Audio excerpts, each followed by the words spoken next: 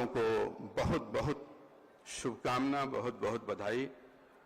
मैं माननीय मुख्य अतिथि जी के सम्मान के लिए अपने मंच से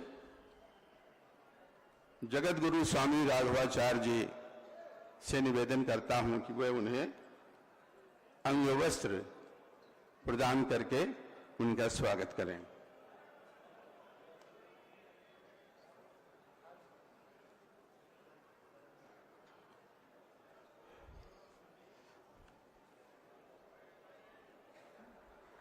और इसी क्रम में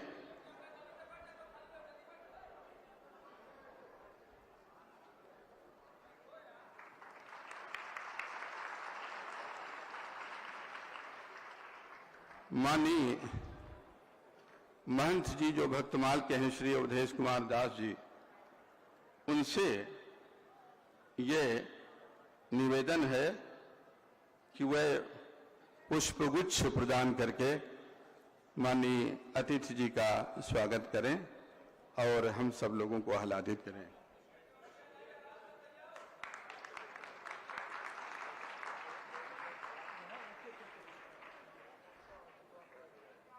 इसी के बाद मैं अपने नगर विधायक माननीय श्री वेद प्रकाश गुप्त जी से ये निवेदन करता हूं कि वो स्मृति चिन्ह अर्पित करके उनका स्वागत करें।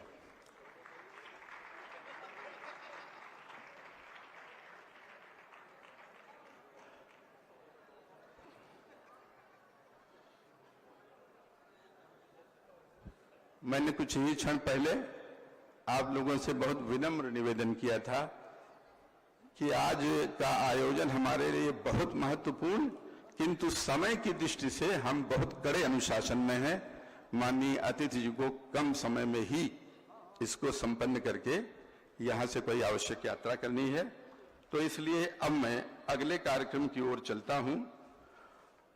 2 वाक्य में केवल ये बताते हुए कि हमारा जो रामायण मेला है, जो 1982 में प्रारंभ हुआ था, 43वें वर्ष में हम प्रविष्ट हो चुके हैं।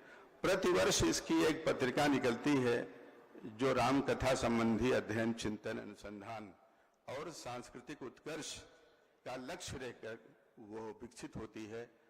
आज इस वर्ष का जो अंक प्रकाशित किया गया है उसे माननीय मुख्य अतिथि जी के द्वारा लोकार्पित होना है। हमारे रामायण मेला समिति के ये श्री कमलेश सिंह जी और नागा राम लखन दास जी उसे प्रस्तुत करेंगे, और चूंकि मैं उसका संपादक हूं इसलिए मैं भी उनके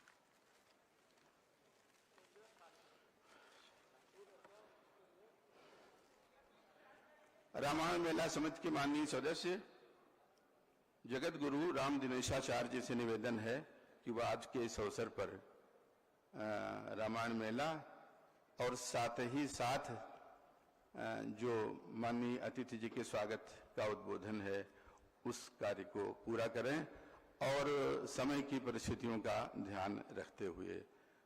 स्वामी राम दिनेशाचार्य जी महाराज।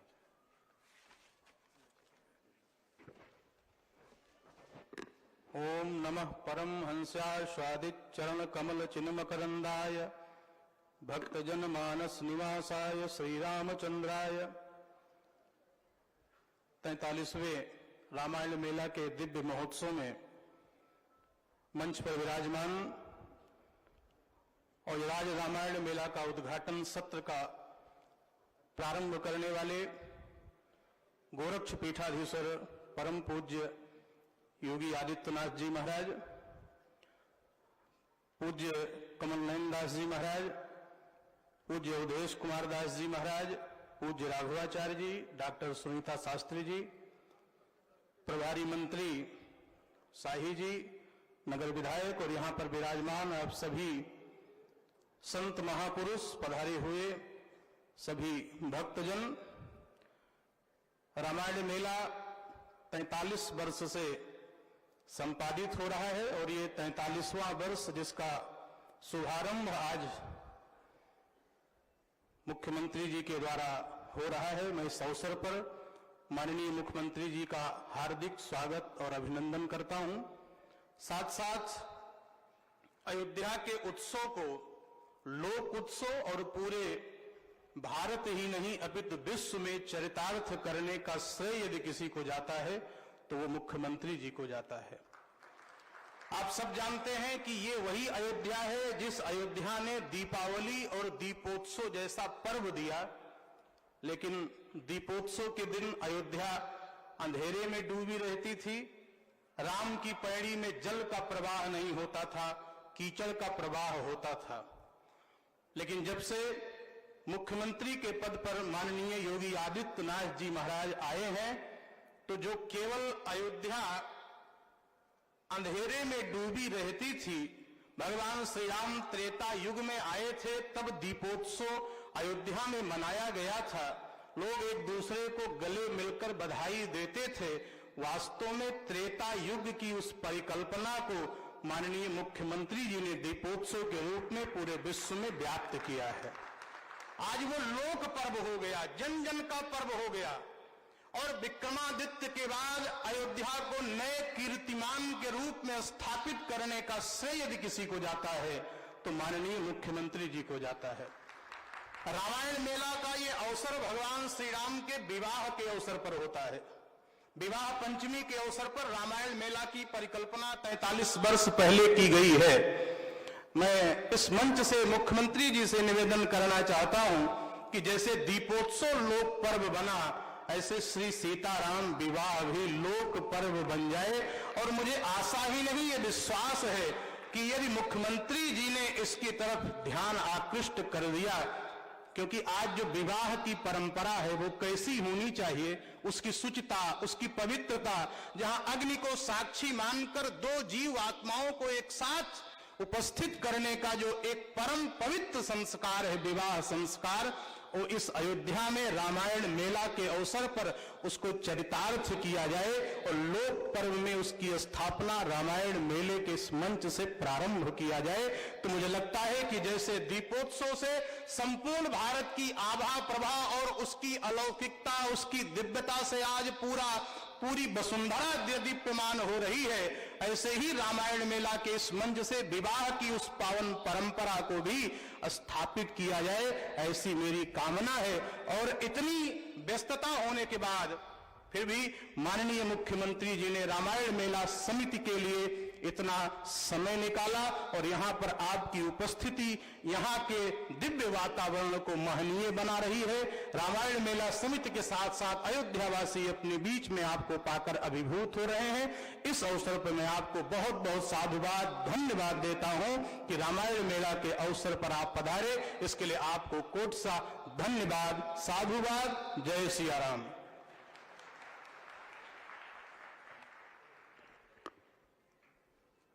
मैं जगत गुरु श्री राम दिनेशाचार्य जी को बहुत बहुत धन्यवाद देता हूं कि उन्होंने हम सबकी आकांक्षाएं और जो मुख्यमंत्री जी के प्रति अपना सद्भाव और प्रणति निवेदन बहुत ही बढ़िया तरीके से किया। और हम समझते हैं कि अभी वो घड़ी आ गई है। माननीय योगी जी जो हमारे मुख्यमंत्री हैं, उनमें जो प्रशासनिक दृढ़ता है, जो धर्म और अध्यात्म के प्रति लगाव है, वो सब आप लोगों को बहुत माध्यमों से पता है। मैं अब उन्हीं से अभ्यर्थना करता हूं कि वो आज इस महत्वपूर्ण अवसर पर हमारा उद्बोधन करके हमें कृतार्थ करें। माननीय मुख्य अतिथि श्री योगी आदित्यनाथ जी। भारत माता की, भारत माता की, भारत माता की, गौ माता की, गौ माता की, सरयू माता की, सरयू माता की। जय जय सीताराम।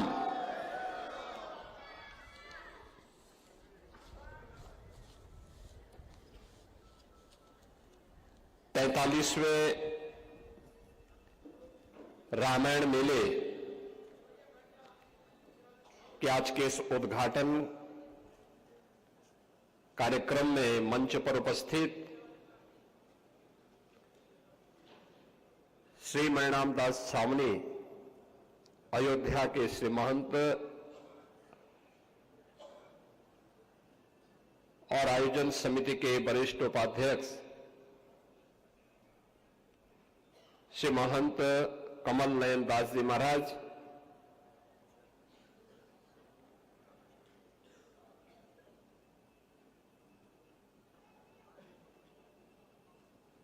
जगतगुरु रामानंदाचार्य पूज्य स्वामी राम दिनेशाचार्य जी महाराज, जगतगुरु रामानुजाचार्य पूज्य स्वामी राघवाचार्य जी महाराज,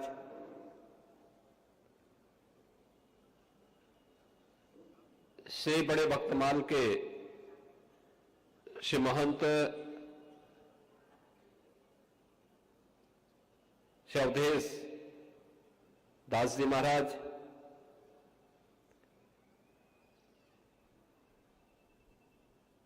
पूर्व सांसद वशिष्ठ भवन अयोध्या के श्री महंत पूज्य डॉक्टर रामविलास वेदांती जी महाराज,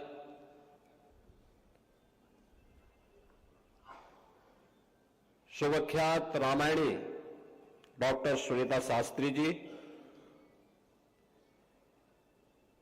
उत्तर प्रदेश सरकार के वरिष्ठ मंत्री और अयोध्या के प्रभारी मंत्री श्री सूर्य प्रताप शाही जी,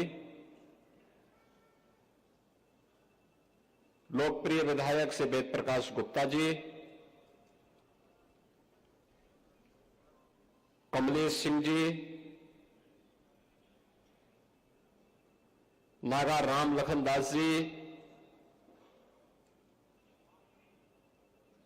श्री आशीष मिश्र जी, मंच का संचालन कर रहे डॉक्टर जनार्दन उपाध्याय जी,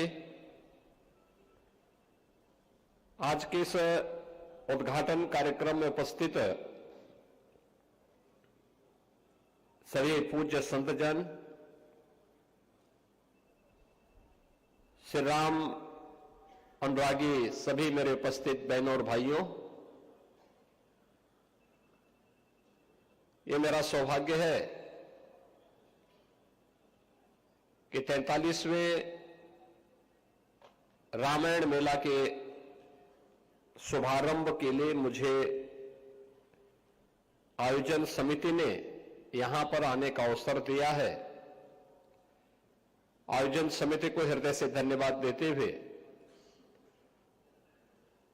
आप सभी उपस्थित महानुभावों का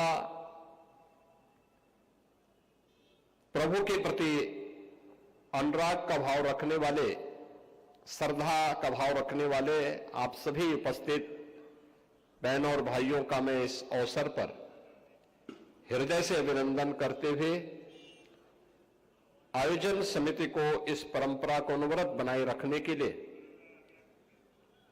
उनको भी मैं साधुवाद देता हूं।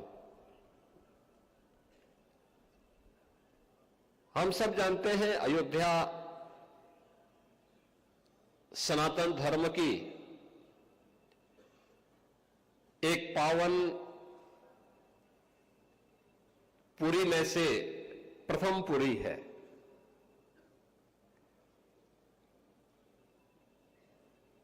आज से नहीं, हजारों वर्षों से विश्व मानवता के कल्याण का मार्ग इस पावन धरा ने प्रशस्त किया है। जब हम अयोध्या की बात करते हैं तो अयोध्या तो दुनिया के लिए एक मार्गदर्शक है, एक ऐसी भूमि जहां कोई युद्ध करने का दुस्साहस नहीं कर सकते हो। दुनिया के अंदर वर्तमान में चल रहा जो द्वंद्व है, उस समस्या के समाधान की भूमि है अयोध्या। राग द्वेष से मुक्त,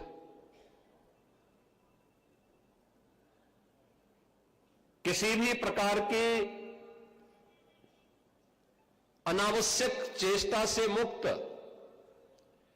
न केवल व्यक्ति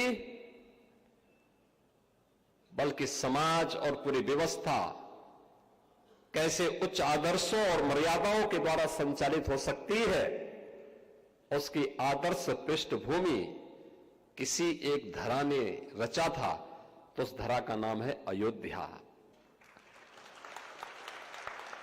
ये हमारा सौभाग्य है कि श्री हरि विष्णु जी के अवतार के रूप में मर्यादा पुरुषोत्तम प्रभु श्री राम ने इसी अयोध्या धाम में महाराज दशरथ के घर में उनके पुत्र के रूप में जन्म लिया। अयोध्या के प्रति उनका क्या भाव है, ये किसी से छुपा हुआ नहीं।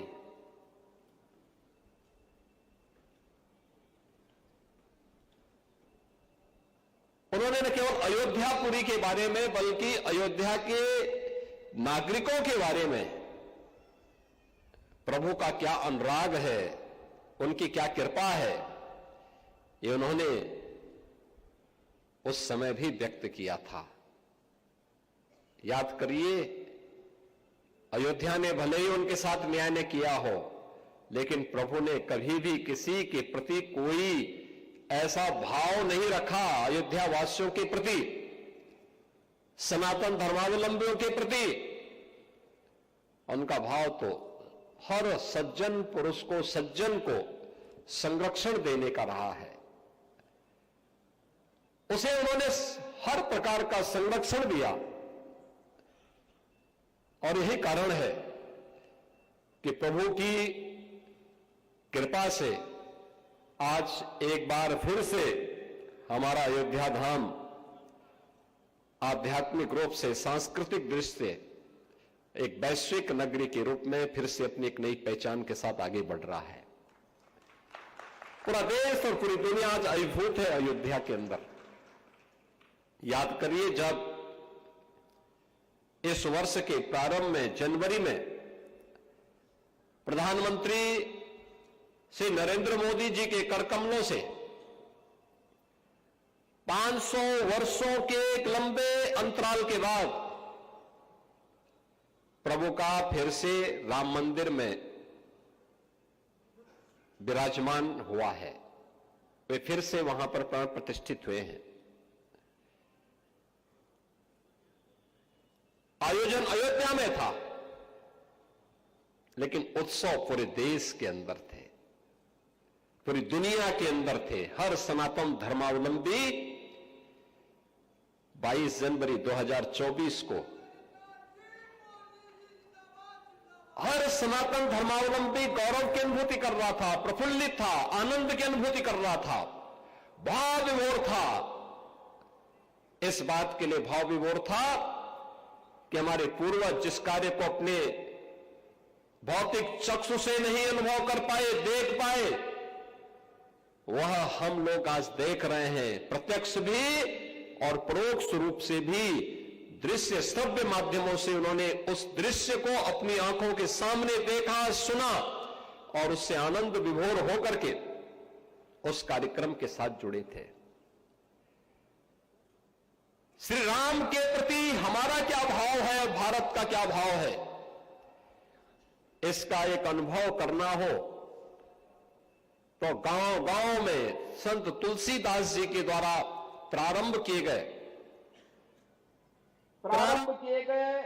रामलीलाओं का आयोजन, और रामलीलाओं के आयोजन के माध्यम से उसकी लोकप्रियता इसका एक उदाहरण है। अगर आपको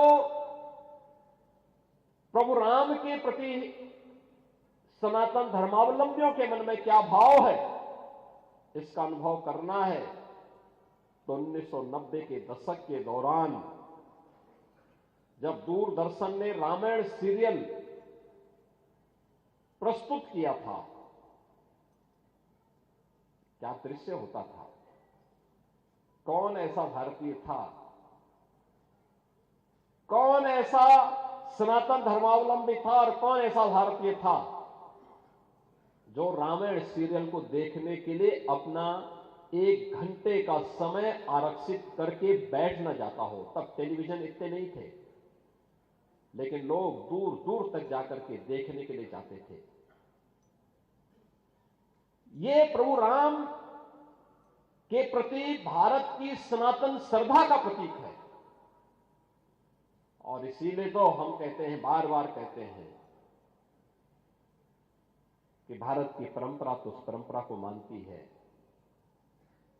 कि जाके प्रिय न राम वैदेही तजिए ताहे कोटि वैरी सम यद्यपि परम स्नेही। जिसके मन में भगवान राम के प्रति, मां जानकी के प्रति श्रद्धा का भाव नहीं है, उनके प्रति समर्पण का भाव नहीं है, और कितना भी प्रिय क्यों न हो, उसको एक कट्टर दुश्मन की तरह त्याग देना चाहिए, छोड़ देना चाहिए। और इसलिए तो 1990 के दशक में राम भक्तों ने नारा लगाया था। तब वेदांती जी भी बहुत जवान थे, अब तो बुजुर्ग हो चुके हैं, लगभग 100 साल के हो चुके हैं। तो अब तो उनके मुंह से बोला नहीं जाता है, देखा नहीं जाता है, लेकिन पहले उस समय जब जवान थे नारा ये लगाते थे कि जो राम का नहीं हमारे किसी काम का नहीं।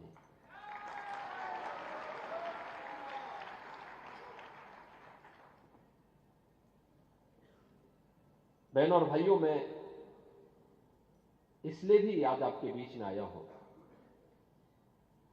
रामायण मेला 1982 में प्रारंभ हुआ। इससे पहले डॉक्टर राम मनोहर लोहिया जी ने देश के भी अलग अलग भागों में कुछ रामायण मेले प्रारंभ कराए थे, आयोजन प्रारंभ किए थे, रामायण उत्सव के कार्यक्रम प्रारंभ कराए थे। डॉक्टर राम मनोहर लोहिया इसी अयोध्या जनपद की, आज के अंबेडकर नगर जनपद में उनका जन्म हुआ। बहुत पढ़े लिखे थे, लेकिन मंदिर नहीं जाते थे, प्रवृत्ति से सोशलिस्ट थे, समाजवादी चिंतक थे। उन्होंने कहा था, जब उनसे एक बार पूछा गया कि इतनी विषमता के बावजूद उत्तर से दक्षिण, पूरब से पश्चिम, रंग रूप, भेष भाषा, खान पान, रहन सहन सब कुछ अलग अलग होते हुए भी भारत एक कैसे है? तो डॉक्टर राम मनोहर लोहिया ने उस पत्रकार को बहुत गौर से देखा और कहा, एक ही बात कही। उन्होंने कहा, याद रखना, मैं मंदिर नहीं जाता, लेकिन मेरा यह दृढ़ विश्वास है, जब तक भारत की आस्था भारत के 3 आराध्य देवों के प्रति, श्री राम, श्री कृष्ण और भगवान शिव के प्रति, जब तक इसकी आस्था बनी रहेगी, तब तक भारत का कोई बाल बांका नहीं कर पाएगा।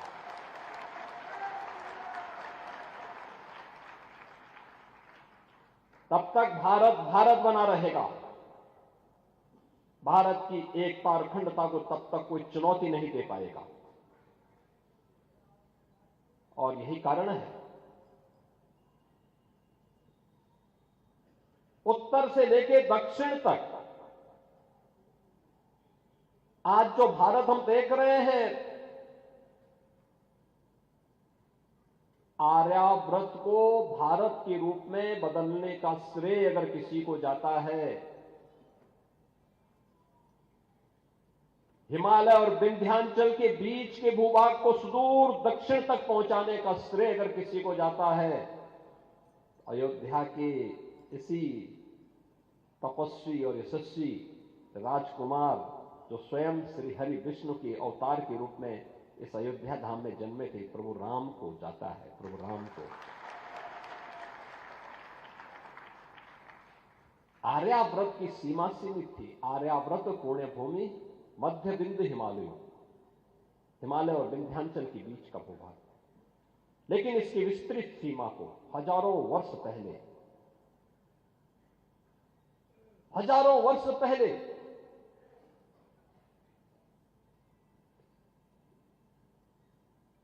हमारे जिस आराध्य ने इसको एक विस्तार दिया, वे प्रभु राम हैं। पूरब को पश्चिम से जोड़ने का काम भगवान श्री कृष्ण द्वारिका में निवास कर रहे थे। उन्होंने पहले मथुरा को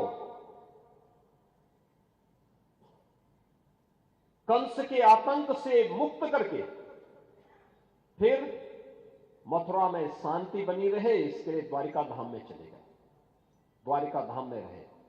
लेकिन रुक्मणी को लेके आए वो सुदूर पूर्वोत्तर के राज्य से, पूरब और पश्चिम को जोड़ने का काम प्रभु श्री कृष्ण ने, लीलाधारी श्री कृष्ण ने किया। और देश के अंदर 12 ज्योतिर्लिंग के माध्यम से उत्तर दक्षिण पूरब पश्चिम देश के चारों ओर बिखरे हुए 12 ज्योतिर्लिंगों के माध्यम से भारत की सनातन एकता को और सुदृढ़ किया है भगवान शंकर ने। और यही व्याख्या डॉक्टर राम मनोहर लोहिया ने भारत के 3 आराध्य देवों के प्रति इस श्रद्धा भाव के साथ व्यक्त करते हुए पत्रकार को जवाब दिया था।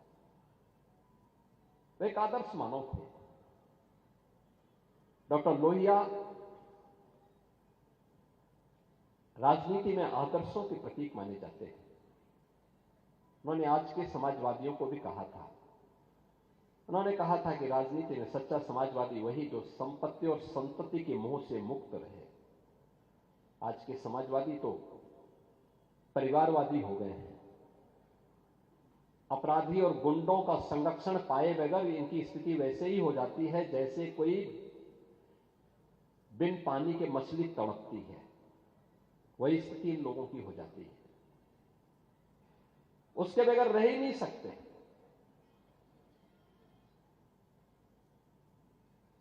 लोहिया के नाम पर राजनीति करेंगे, लेकिन लोहिया के एक ही आदर्श को अपने जीवन में ही अंगीकार नहीं करेंगे। और मैं आप सबसे कहना चाहूंगा, हमने प्रभु को अपना आदर्श माना है। कुछ भी प्रेरणा हम प्रभु के उन उच्च आदर्शों से ले सके तो हमारा जन्म और जीवन दोनों धन्य हो जाएगा। व्यक्तिगत जीवन में जो उच्च मूल्य और आदर्श होने चाहिए, व्यक्ति के प्रति, समाज के प्रति, अपने परिवार के प्रति, समाज के प्रति, पूरे देश के प्रति, वह किस प्रकार का होना चाहिए। याद करिए, प्रभु राम जन्म यहां पर लिए, महाराज दशरथ बोल रहे हैं कि हे राम, मैंने भले ही मेरे सामने केकई ने 2 वचन लिए हो, लेकिन तुम इसको मानो मत। तुम अयोध्या में रह करके यहां की राजगद्दी पर अपना कब्जा करो, उसको स्थापित हो, वहां पे स्थापित हो जाओ। उन्होंने कहा नहीं, मुझे अयोध्या की गद्दी मिल जाएगी। मैं ये भी जानता हूं मेरे भाई कुछ नहीं बोलेंगे, सब मेरे साथ खड़े होंगे, लेकिन लोगों के सामने क्या, आने वाली पीढ़ी के सामने कौन सा आदर्श होगा, ये उन्होंने उस समय कहा। आज जब गद्दी के लिए लड़ाई हो रही हो, एक एक फीट की जमीन के लिए कत्लेआम हो रहा हो, भाई भाई का दुश्मन बना हुआ हो, बाप और पुत्र के व्यवहार को जब देखते हैं, मां और पुत्र के व्यवहार को देखते हैं, भाई और बहन के आपसी विवाद को देखते हैं, रामायण के आदर्श कहां गए? सामाजिक स्थिति के बारे में जातीय संगठन किस प्रकार की सामाजिक व्यवस्था को तार तार कर रहे हैं। भगवान राम और निषाद राज की मैत्री, कहां गई वो मैत्री? कौन उसको जोड़ेगा? वे गले मिलते हैं निषाद राज के। यह हमारा सौभाग्य है कि श्रृंगवेरपुर में हमारी सरकार ने भगवान राम और निषाद राज की उन्हीं स्मृतियों को जीवंत बनाने के लिए 56 फुट ऊंची एक बड़ी प्रतिमा को वहां स्थापित किया है। चित्रकूट में उन्होंने वनवास का सर्वाधिक समय व्यतीत किया और चित्रकूट के सामाजिक जीवन को एक नई जीवंतता दी। वहां के कोल, वहां के वनवासी, वहां के गिरवासी, वहां के प्रत्येक नर नारी के जीवन में एक नया परिवर्तन लाने का कार्य किया। और जब वहां से अंतिम वर्ष में फिर उन्होंने कहा कि नहीं, अब हमारा वनवास का कालखंड का अंतिम दौर चल रहा है, अब कुछ लीला भी रच ली जाए। और फिर वह दंडकारण्य के लिए प्रवेश करते हुए आगे बढ़ते हैं, देखते हैं ऋषि मुनियों के साथ क्या कुछ हुआ है। ऋषि मुनि केवल ऋषि मुनि नहीं, ये संत केवल बाना पहन करके संत नहीं, भारत की ज्ञान की धरोहर के ये वर्तमान की उस विरासत को आगे बढ़ाने की एक महत्वपूर्ण कड़ी भी है। प्रभु राम ने उस समय इसीलिए कहा था कि निस्सरहीन करो में वो जो उठाए प्रणकीन, उन राक्षसों के लिए जो संकल्प उनका था। अयोध्या के राजकुमार थे, भरत जी तो पूरी सेना के साथ उनको वापस लेने के लिए गए थे। निषाद राज तो उन्हें गले लगा करके कह दिए थे कि भी आप मेरे राज्य में रहिए, राज्य आपका है, मैं आपका सेवक बन करके रहूंगा। लेकिन नहीं, पिता को दिए गए संकल्प को मुझे चरितार्थ करना है, लेकिन इस कालखंड को भ्रमण में व्यतीत नहीं करना है, बल्कि कुछ ठोस करके दिखाना है। आने वाली पीढ़ी के लिए कुछ आदर्श प्रस्तुत करने हैं। माता सबरी के वेद खाने हों, वनवासियों और गिरवासियों को जोड़ करके एक बड़ी सेना खड़ी करके उस समय के सबसे बड़े आतंक और राक्षसी प्रवृत्ति के प्रतीक रावण का अंत करना हो। रामेश्वरम में ज्योतिर्लिंग की स्थापना करनी हो या सेतु बंध के निर्माण का कार्य, ये सब आज भी हमारे सामने है।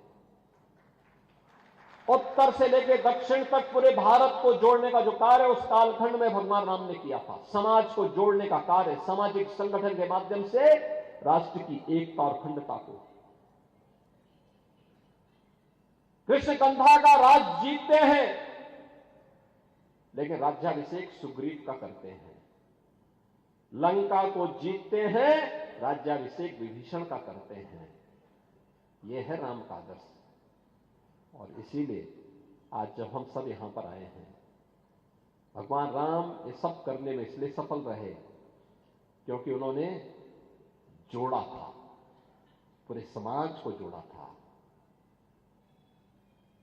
सबको जोड़ा था। ये जोड़ने के कार्य को अगर हमने महत्व दिया होता,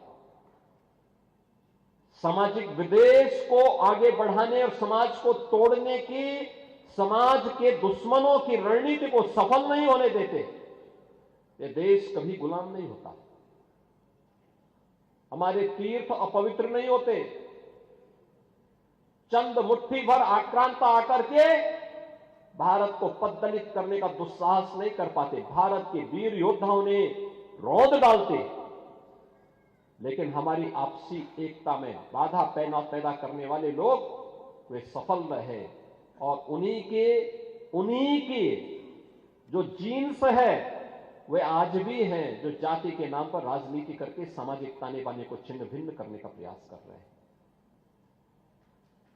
दुश्मन बगल के देश में किस प्रकार का कृत्य कर रहे हैं, याद रखना। किसी को अगर गलतफहमी हो 500 वर्ष पहले बाबर के एक सिपह सालार ने जो काम अयोध्या में किया था, जो काम संभल में किया था, और जो काम आज बांग्लादेश के अंदर हो रहा है, तीनों की प्रकृति, तीनों का डीएनए एक जैसा है। गलतफहमी में मत रहना। अगर कोई ये मानता है कि वो बांग्लादेश में हो रहा है, तो यहां भी बांटने वाले तत्व उनके लिए बेट बन करके खड़े हो रखे हैं, पहले से खड़े हैं। वे समाज के सामाजिक ताने बाने को छिन्न भिन्न कर रहे हैं, सामाजिक एकता को तोड़ करके, आपको बांट करके फिर काटने का और कटवाने का पूरा इंतजाम भी कर रहे हैं। ये बांटने वाले लोग, बहुत सारे लोग तो ऐसे हैं जिन्होंने दुनिया के तमाम देशों में प्रॉपर्टी खरीद करके रखी हुई है। यहां संकट आएगा वहां भाग जाएंगे, मरने वाले मरते रहेंगे, यही करेंगे लोग। और इसीलिए आप सबसे मैं कहने के लिए आया हूं, हमने अगर प्रभु को अपना आराध्य माना है, उनके प्रति समर्पण का भाव है, ये तब तक अधूरी है जब तक हम उनके उच्च आदर्शों से कुछ प्रेरणा प्राप्त करके अपने जीवन को उसके अनुरूप में ढाल दें और उसके अनुरूप तैयार करना, अपने आप को उसके अनुरूप करना। रामायण का तो एक एक दृश्य अत्यंत प्रेरणादायी है, अत्यंत प्रेरणादायी है। याद रखना, देश का जो भारत दुनिया का सबसे पहला महाकाव्य कोई आया है, वो महाकाव्य महर्षि वाल्मीकि का रामायण ही माना जाता है। लौकिक संस्कृत का इतना अच्छा महाकाव्य दुनिया के अंदर कहीं नहीं है, किसी के पास नहीं है। एक धरोहर है आपकी। प्रभु को भी स्थानीय बातें बहुत अच्छी लगती हैं। तुलसीदास जी ने रामचरितमानस भी अवधी भाषा में रची, कितना लोकप्रिय होगा, पूरे देश के अंदर छा गया। यानी ये धर्म के दोनों हेतु को, सांसारिक उत्कर्ष का भी और निश्रेयस की पथ का भी अनुसरण करने की एक नई प्रेरणा प्रदान कर देता। एक साथ ये दोनों हमारे पावन ग्रंथ हम सबको एक नई प्रेरणा प्रदान कर रहे हैं। और बहनों और भाइयों, उन्हीं भावों को आगे बढ़ाने के लिए याद करिए, जब प्रधानमंत्री मोदी जी यहां पर आए थे, उन स्मृतियों को हम जीवंत बना सके, उसी के लिए अयोध्या में यह कार्य प्रारंभ हुआ। पहले अयोध्या धाम को उसका पुरातन गौरव प्राप्त हो। हम लोगों ने 2017 में यहां पे रामायण मेले के आयोजन को आगे बढ़ाया। यहां पर 2017 में दीपोत्सव के कार्यक्रम को आगे बढ़ाया। दीपोत्सव के कार्यक्रम ने आज एक नई ऊंचाई छुई है। आपने देखा होगा, गत वर्ष दीपोत्सव के कार्यक्रम में दुनिया के 54 देशों के राजदूत और दूतावास के अधिकारीगण यहां आए थे। उस कार्यक्रम में कितने अभिभूत थे। लगातार 8वें वर्ष में उसने एक नए कीर्तिमान के साथ आगे बढ़ा है। राम जी की पीढ़ी, अयोध्या की सड़कों का चौड़ीकरण, अयोध्या में जो यात्री विश्रामालय बने हैं, अयोध्या के मठ और मंदिरों के सुंदरीकरण का कार्यक्रम, अयोध्या का सड़क मार्ग से, रेल मार्ग से और वायु मार्ग से जुड़ाव। देखो, हजारों वर्ष के बाद अयोध्या में एयरपोर्ट बन पाया और अब तो इंटरनेशनल एयरपोर्ट हो गया। और इसीलिए इनको भी पहचान प्रभु राम के साथ जोड़ करके किया गया। एयरपोर्ट का नामकरण होगा महर्षि वाल्मीकि के नाम पे, उनके नाम पर, उनकी श्रद्धा, उनके प्रति श्रद्धा का भाव व्यक्त करते हुए इंटरनेशनल एयरपोर्ट भगवान वाल्मीकि को समर्पित है। यहां के भोजनालय माता सबरी, जिन्होंने भगवान राम के संकट के समय वन में अपने बेर, जूठे बेर ही उन्हें प्रस्तुत कर दिए, कितने भाव विभोर थे, वो भूल ही जा रही थी कि मैं क्या कर रही हूं। लेकिन भक्त की भावना का प्रभु किस रूप में सम्मान करते हैं। ये भिल्ली सबरी के बेर, और इसलिए यहां के रसोई माता सबरी के नाम पर पहला आश्रय वन के समय देने का काम निषाद राज ने किया, तो रेन बसेरा जो यात्री विश्रामालय हैं उनका नामकरण निषाद राज के नाम पे होगा। भगवान राम के सर्वाधिक भजन गाने वाली सुर सम्राज्ञी लता मंगेशकर के नाम पर एक चौराहा आपने देखा होगा, कितना सुंदर बना हुआ है। क्या है, लोग अब सेल्फी ले रहे हैं, अयोध्या की पहचान बन रहे हैं सब। ये अब अयोध्या की पहचान बन रही है।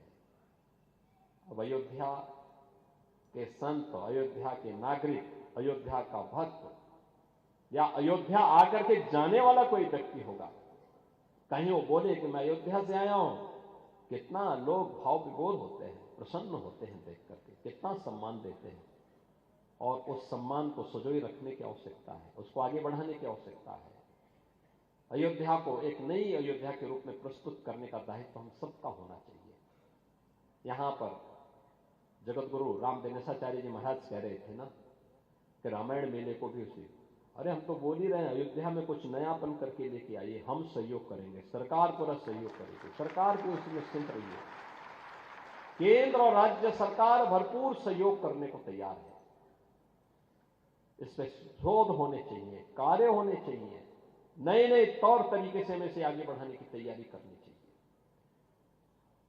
बड़े भव्य रूप में आएगा अयोध्या में, जो कुछ हो सकता है। देश की पहली सोलर सिटी, हमने सूर्यवंश की राजधानी को पहली, यहां पे जो बिजली मिल रही है, अब वो बिजली कहीं और से नहीं आ रही है, उससे कोई प्रदूषण नहीं हो रहा। भगवान सूर्य से जो रोशनी मिल रही है, वही रोशनी यहां की सड़कों पर और यहां के घरों में जल रही है, रिन्यूएबल एनर्जी की।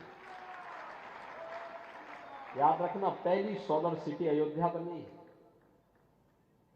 अब राम जी की पेड़ी में सरयू जी का जल सड़ता नहीं है, एक तरफ से आता है, दूसरी तरफ से निकल जाता है। अलग विषय है, श्रद्धालु लोग लाभ लेते हैं, लेकिन सर्वाधिक लाभ उसका किसी ने लिया, वेदांती जी ने लिया, क्योंकि इनका आश्रम पहले रास्ता नहीं था। अब घाट से आते, वहीं पर स्नान करके फिर वापस चले जाते हैं। तो ये सभी कार्य हो रहे हैं और होते रहेंगे, अनवरत सिलसिला आगे बढ़ेगा। और रामायण मेले को भी एक नई ऊंचाई तक ले जाने की आवश्यकता है। और यह आयोजन तब होता है जब प्रभु